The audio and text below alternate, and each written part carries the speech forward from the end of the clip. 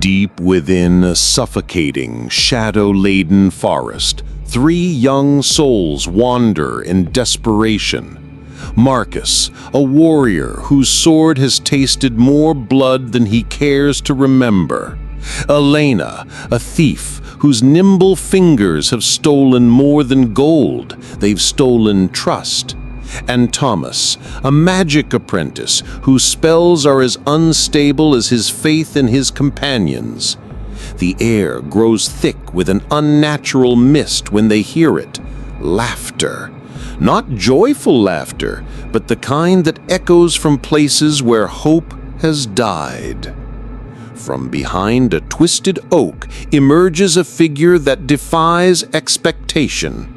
Dahr'zul stands barely 4 feet tall, a bold black dwarf whose eyes hold the weight of centuries. His clothes are fine but worn, like a king who has abdicated his throne.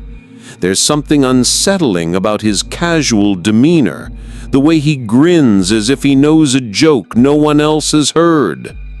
Lost, are we? Dahr'zul's voice carries an accent from no earthly realm. Looking for the 5 mystical globes, perhaps? The 3 adventurers exchange glances. They haven't told anyone of their quest. Thomas steps forward, his young voice trembling. How do you know what we seek? Dahr'zul's grin widens, revealing teeth that seem too sharp for comfort.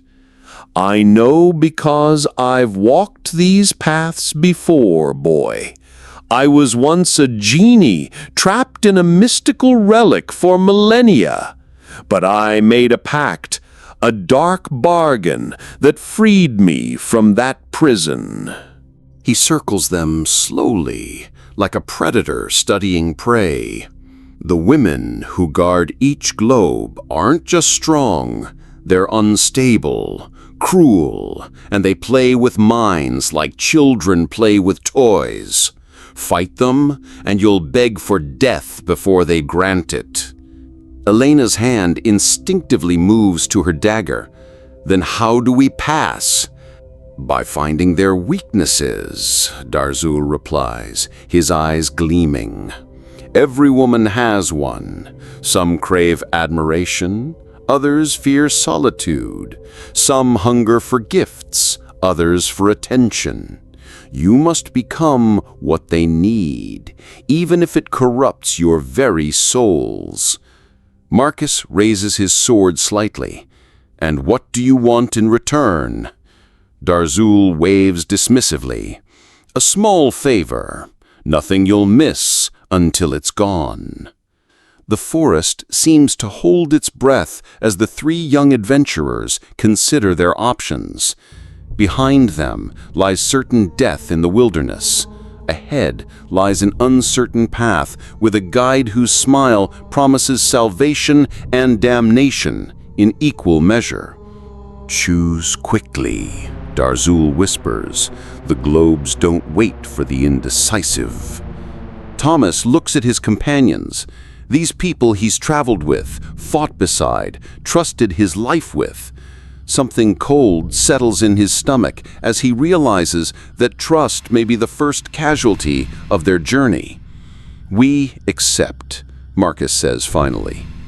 Dahr'zul's laughter echoes through the forest as reality itself seems to bend around them. The trees fade, the ground shifts, and suddenly they stand before the first globe, a crimson sphere pulsing like a beating heart, suspended in a realm of eternal warfare. Welcome, Dahr'zul says, to the blood globe. The blood globe assault the senses immediately.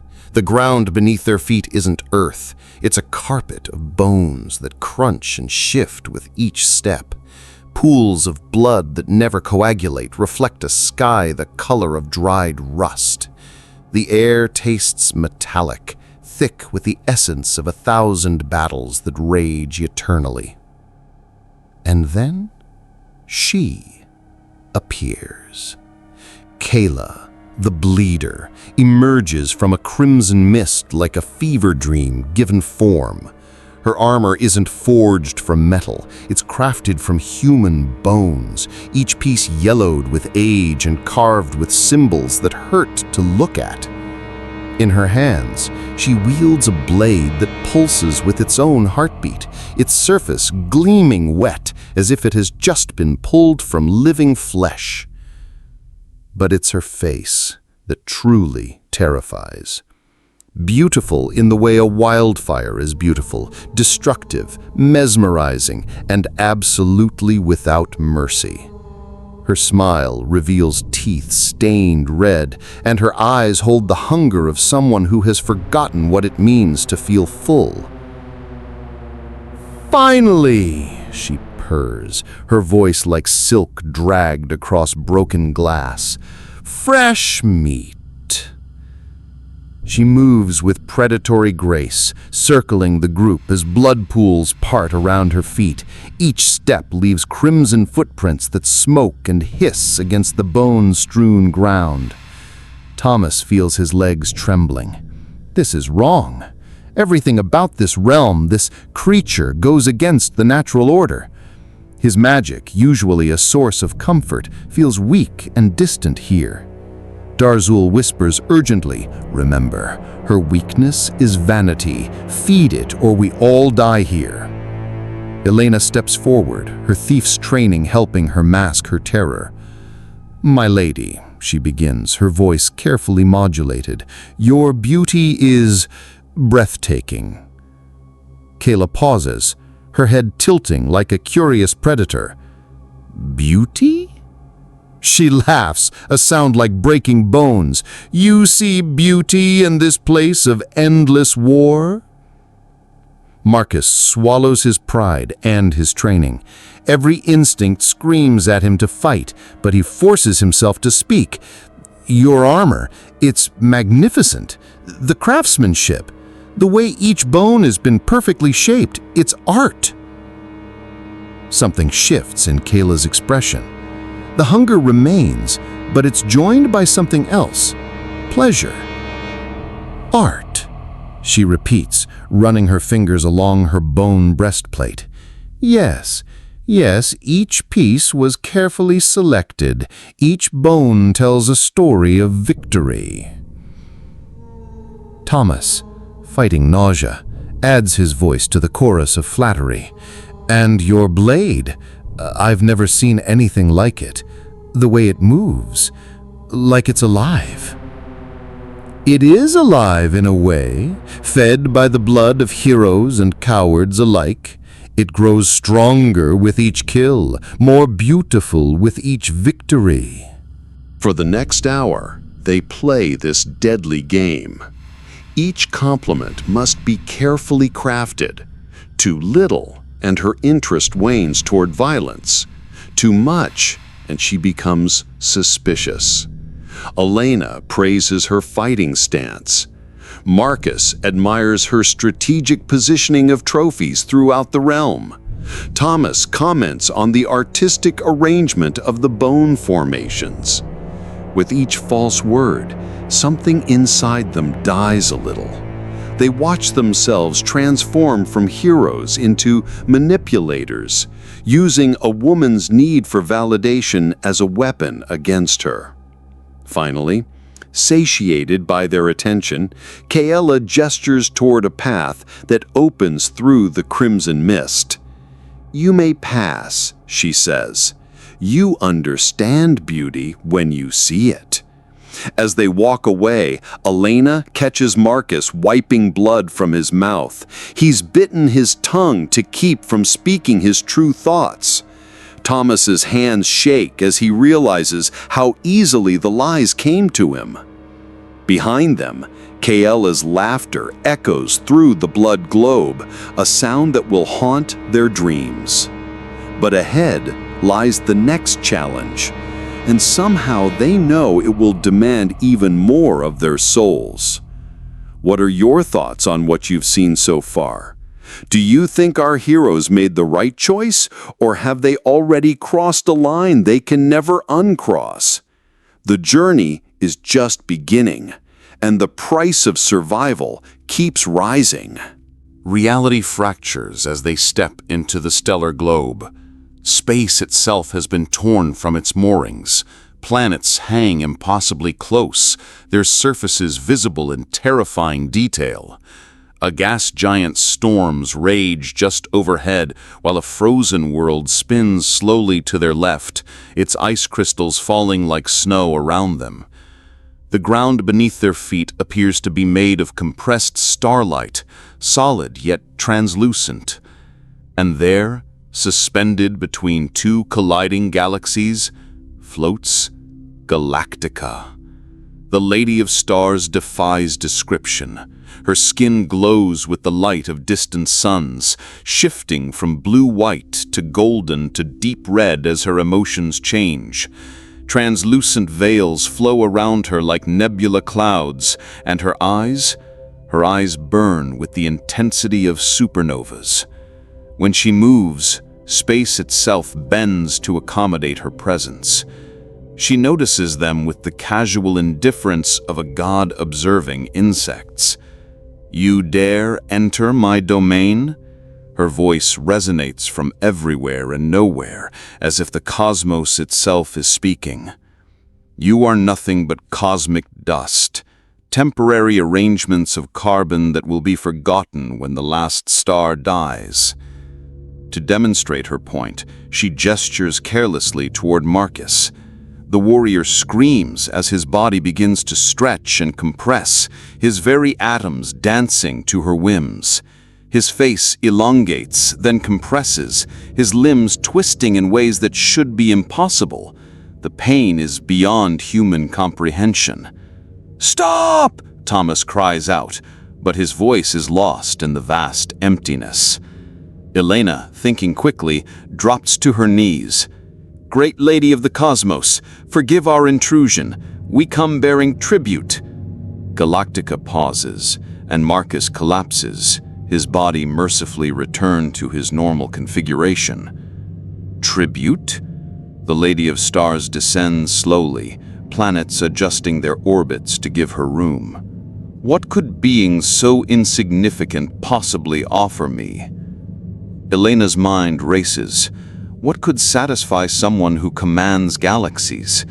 Then she remembers something Dahr'zul mentioned about rare artifacts in this realm. "A crystal flower," Elena says desperately. "The legendary bloom that grows only in the heart of dying stars." Galactica's eyes narrow, and for a moment, Elena fears she's made a fatal mistake. But then something like interest flickers across the cosmic being's features. "You speak of the Stella Mortis," Galactica muses. "I have not seen one in eons. They are precious, beautiful in their rarity."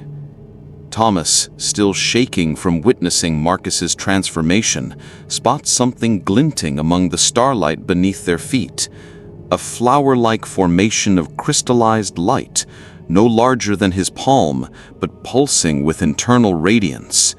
The apprentice reaches down and carefully extracts the crystal bloom.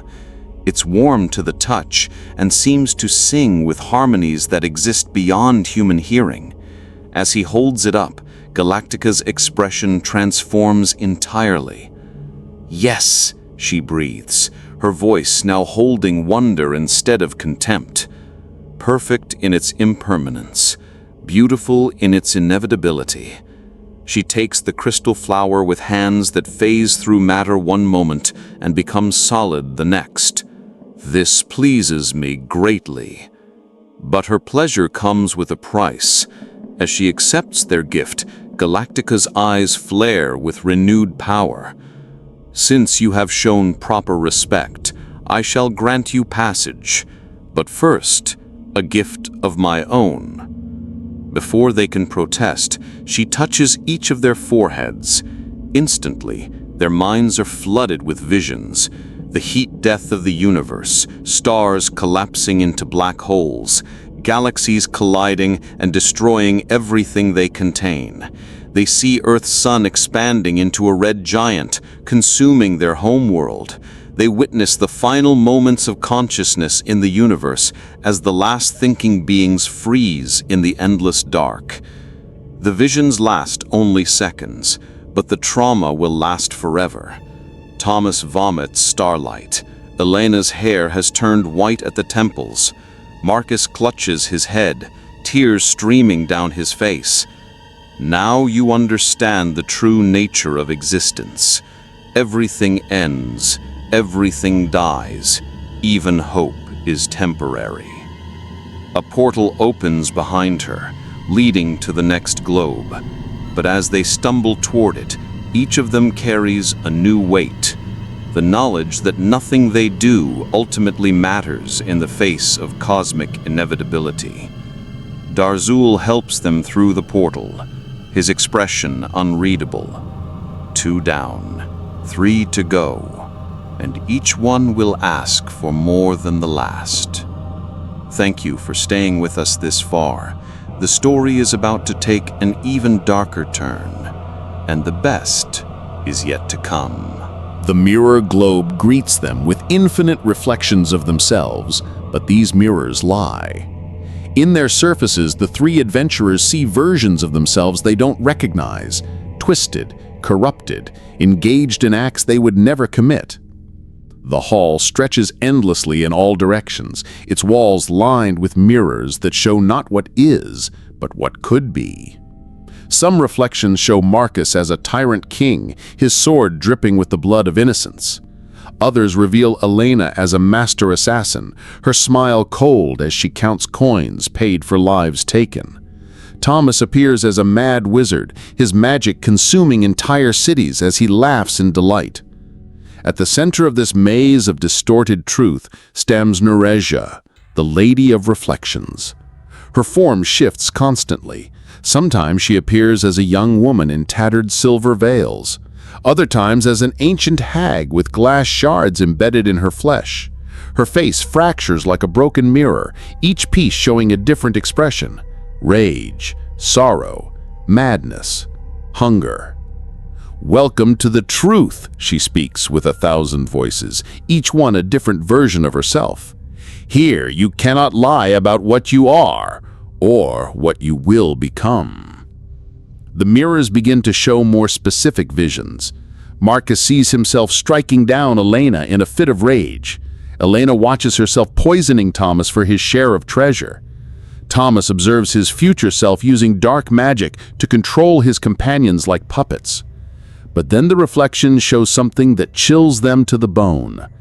Clear visions of Dahr'zul standing over Marcus's body, a bloody dagger in his hands.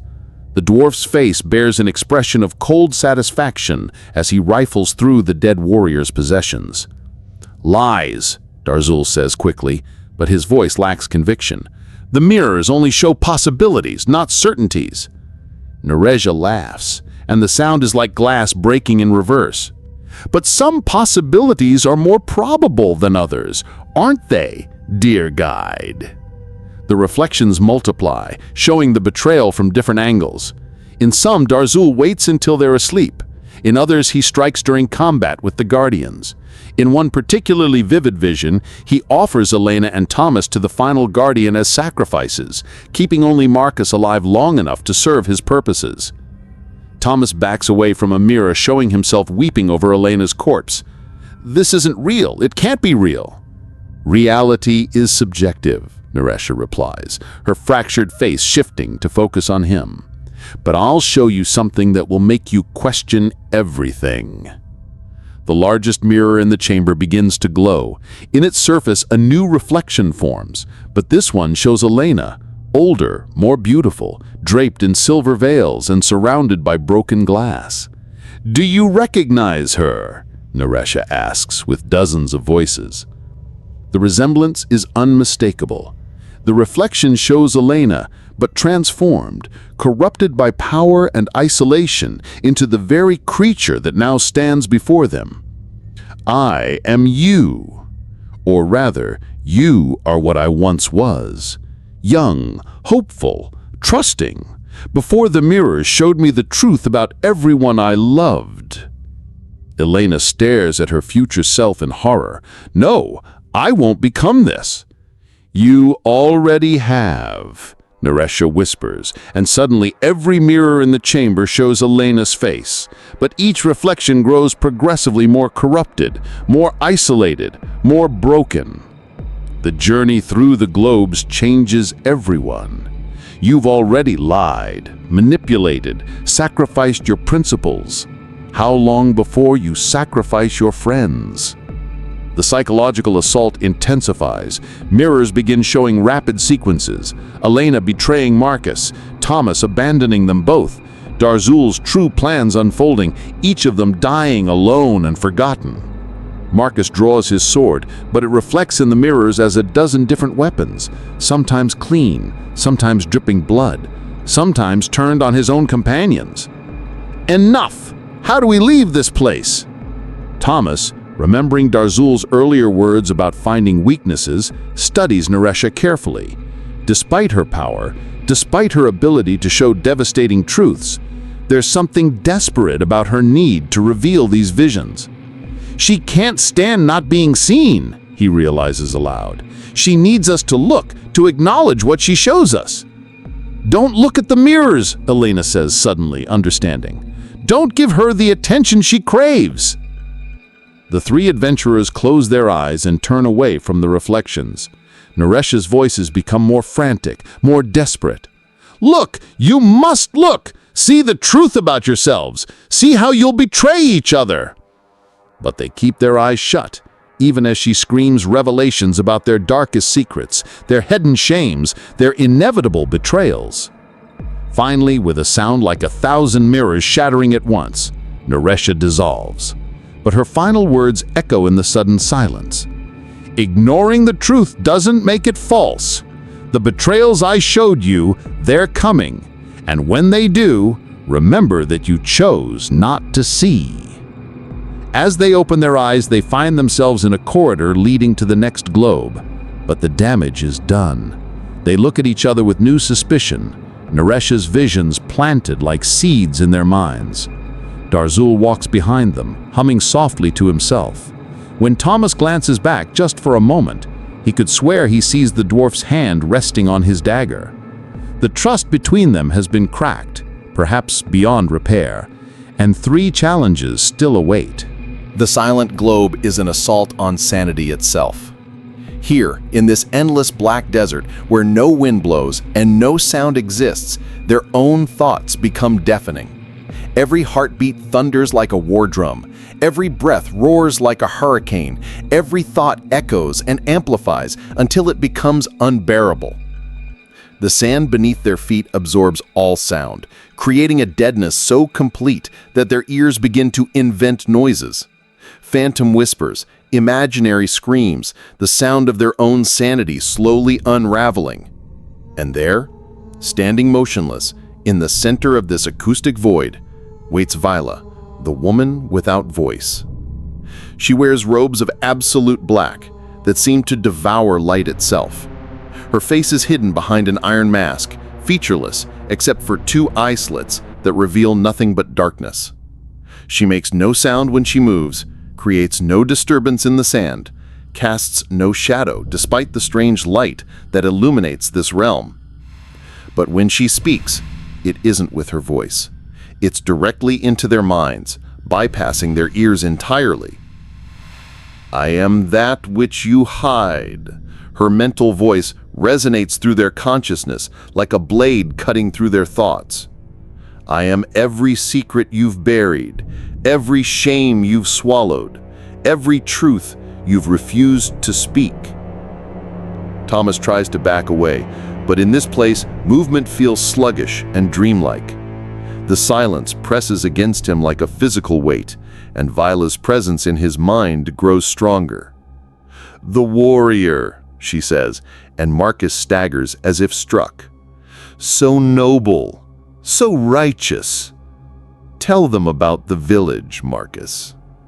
Tell them about the children." Unwillingly, images flood Marcus's mind and spill over into the consciousness of his companions.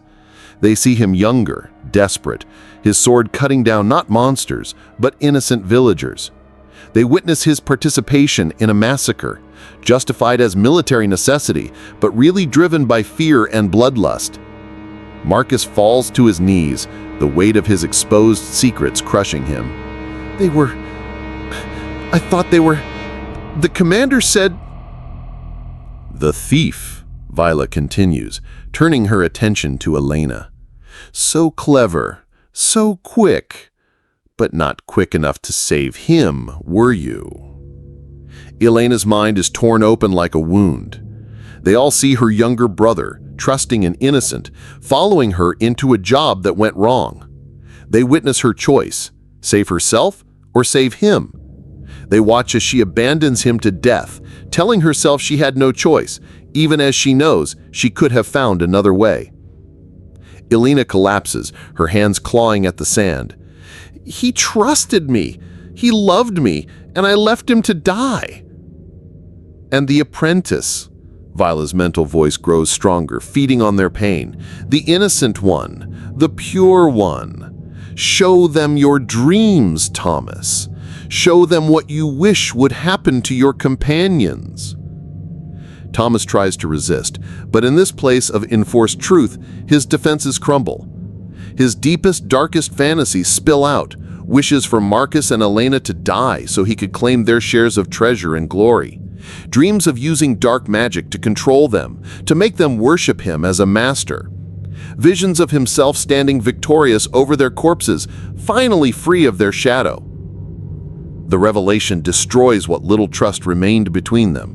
They stare at each other with horror and disgust, seeing not friends, but monsters wearing familiar faces. This is what you are: murderers, betrayers, monsters. You think yourselves heroes, but you're nothing but predators pretending at nobility. The mental assault continues for what feels like hours, every cruel thought, every selfish impulse, every moment of cowardice, all exposed and examined and displayed for the others to see. Marcus raises his sword toward Thomas. You've been planning to kill us this whole time. Elena backs away from both of them. And you're a child killer. How can I trust either of you? Thomas's magic begins to crackle around his hands. At least I didn't abandon my own brother to die. They're seconds from attacking each other when Dahr'zul shouts, Ignore her, don't let her words break you apart. But his voice sounds different now, more jovial, more calculating. The seeds of suspicion Nereja planted are growing. Yes, listen to your guide, the one who plans to betray you all. The one who needs you alive just long enough to serve his purposes. In the silence that follows, Thomas has a realization. She needs us to hear her, he says aloud, his voice sounding alien in the soundless place. She's the woman without voice, but she's speaking to us. She needs to be heard. Elena, despite her anger and pain, understands. What if we don't listen? It's harder than it sounds. Viola's mental intrusions are like knives in their thoughts, cutting through their attempts to ignore her. She screams revelations about their families, their past lovers, their secret fears, their hidden perversions. But slowly, painfully, they learn to close their minds to her voice. They think of other things.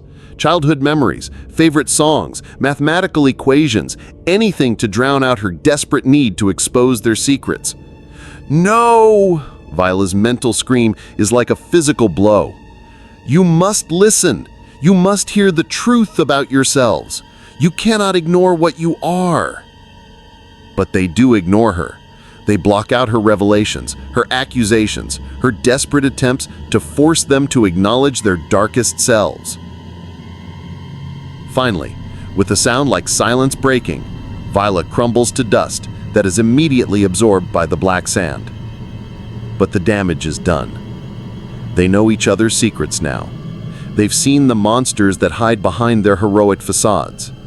As they walk toward the next globe, they don't speak. They don't look at each other. The revelation of their true natures hangs between them like a wall of thorns. And Dahr'zul follows behind, his expression unreadable, his true intentions more mysterious than ever. One challenge remains, and somehow they know it will be the cruelest of all.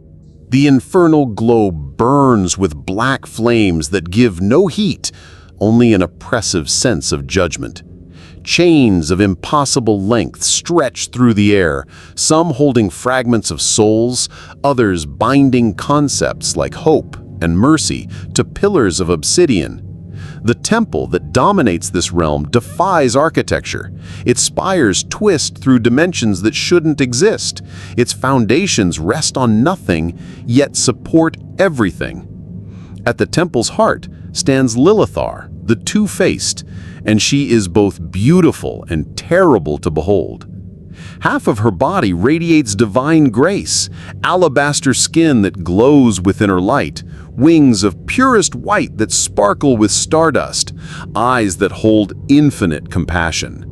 The other half embodies corruption absolute, flesh like burnt coal, wings of torn leather that drip acidic tears, eyes that burn with the hunger of the void.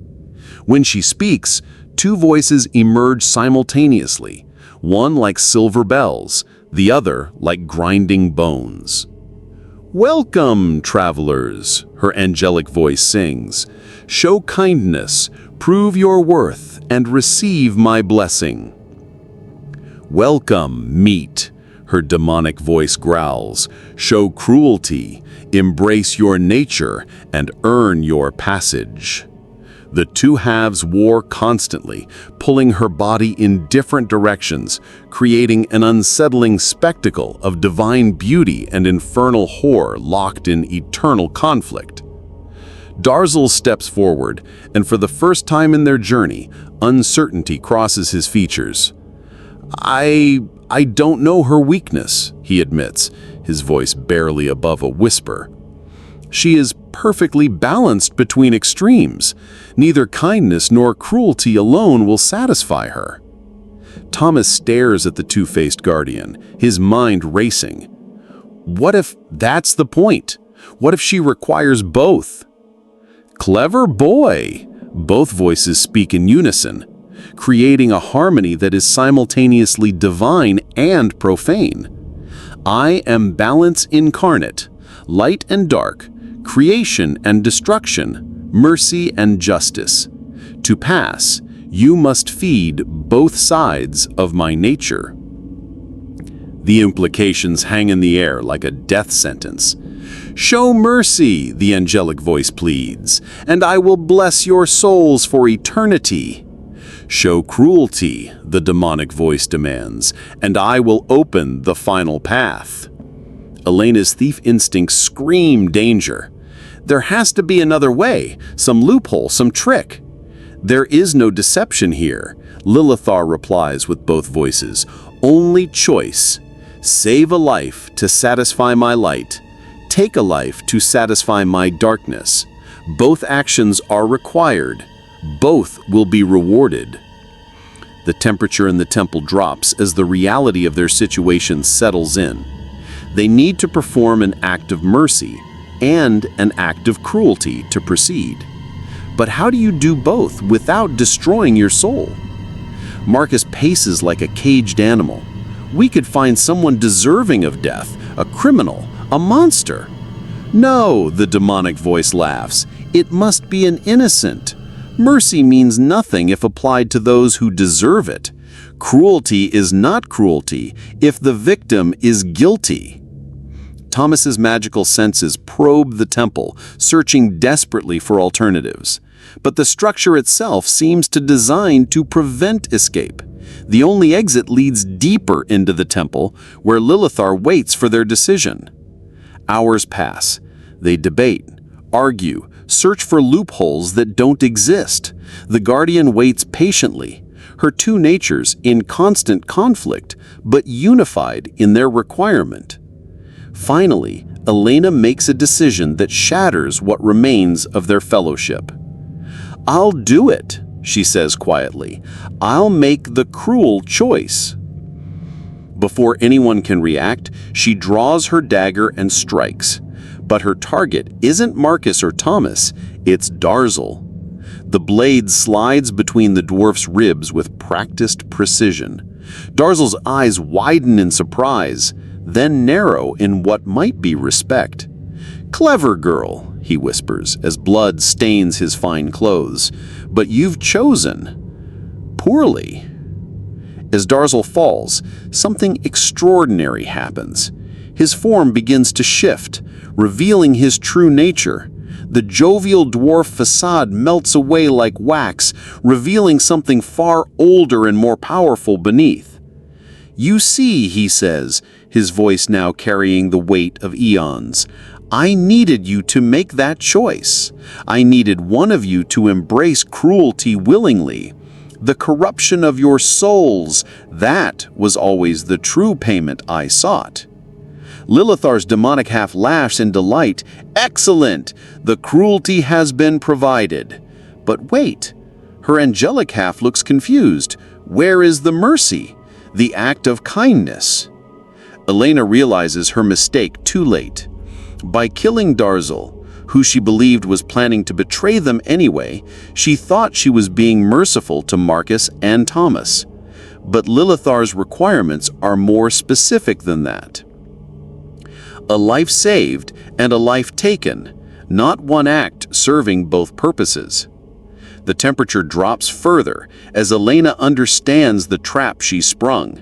She's committed the cruel act, but without a balancing mercy, she's doomed herself. Marcus steps forward, his warrior's honor warring with his survival instinct. "Then I'll provide the mercy. He looks around desperately. "I'll spare Thomas. Despite what we learned about his intentions, I'll forgive him and guarantee his safety." Thomas stares at his companion in amazement. After all the revelations, all the exposed secrets, Marcus is still trying to be a hero. But Lilithar shakes her head. Forgiveness of past wrongs is not mercy, it is justice.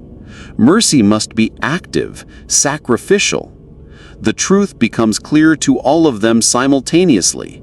Someone must sacrifice themselves to save another. That is the only mercy that will satisfy Lilithar's angelic nature. Marcus raises his sword to his own throat.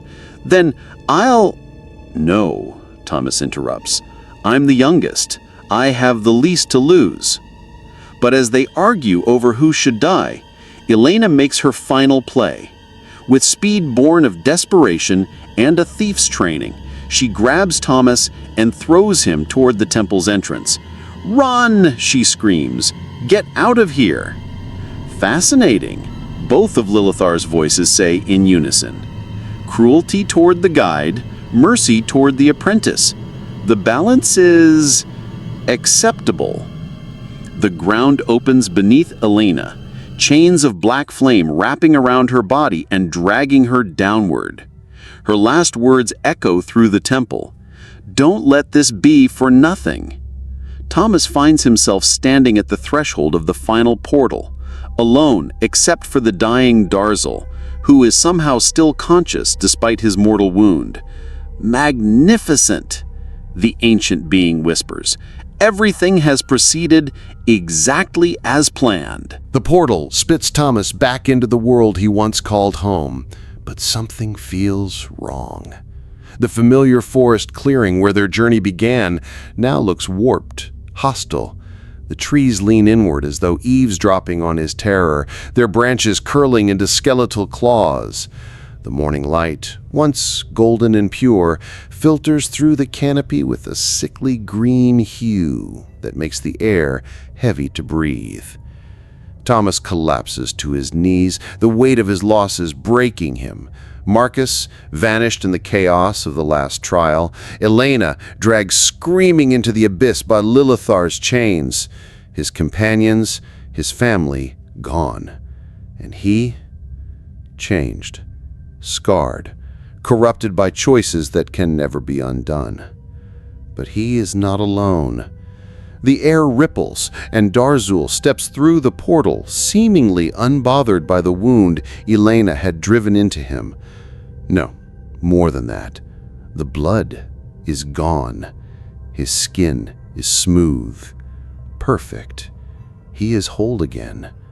Surprised? He asks, his voice deeper, stripped of the jovial mirth Thomas had grown to trust.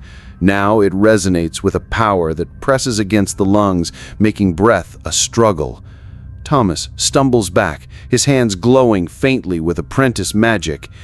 "You're supposed to be dead. I saw you bleed." Dahr'zul laughs, and the sound freezes the forest itself into silence. This is not the laughter of a dwarf companion, nor of a clever trickster. It is hollow, predatory, endless. And then it begins. Cracks appear along his skin, glowing red like molten fissures in a black mountain.